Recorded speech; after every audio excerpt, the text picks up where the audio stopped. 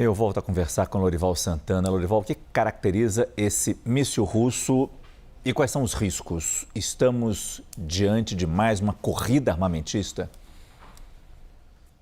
Bem, esse é um episódio de um cruzamento entre esforços de dissuasão entre duas potências nucleares, uma tentativa de dissuadir o adversário de seguir adiante com a sua conduta.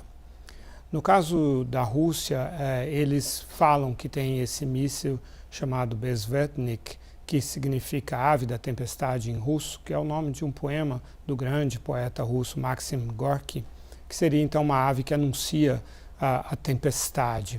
E é um míssil, segundo eles, altamente manobrável, um míssil de cruzeiro que é movido por um reator nuclear. Ele teria um pequeno reator nuclear que é um combustível, não diria infinito, mas de imensa durabilidade, que dá uma autonomia quase ilimitada a esse míssil, que pode navegar por quanto tempo quiserem que ele navegue.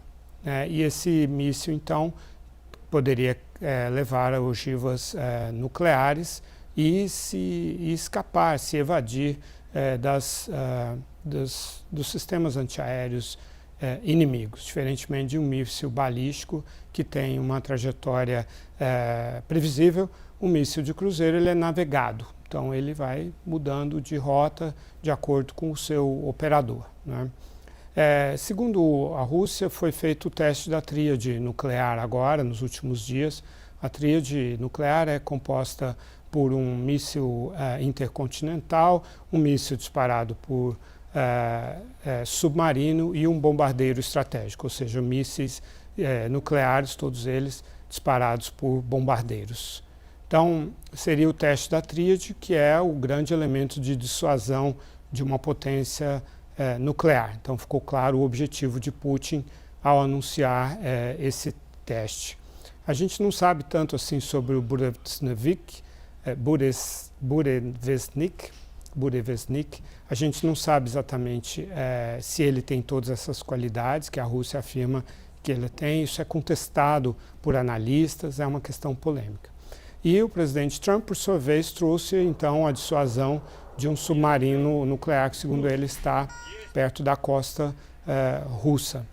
Então, respondendo à sua pergunta, quando duas potências nucleares lançam mão dos seus elementos de dissuasão, elas estão tentando evitar uma guerra, evitar um confronto. Mas, infelizmente, se trata, sobretudo no caso do Putin, de um presidente que está numa situação muito precária, de muita fragilidade, né?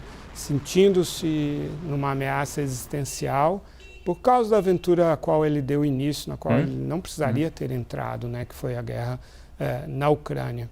Então, isso complica um pouco o processo que visa a uma possível solução política para esse conflito com a mediação dos Estados Unidos.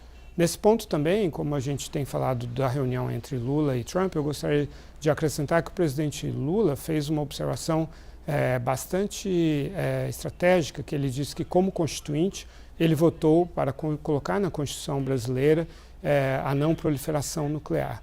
Porque esse é um tema bastante caro para o Trump. Esse é um assunto.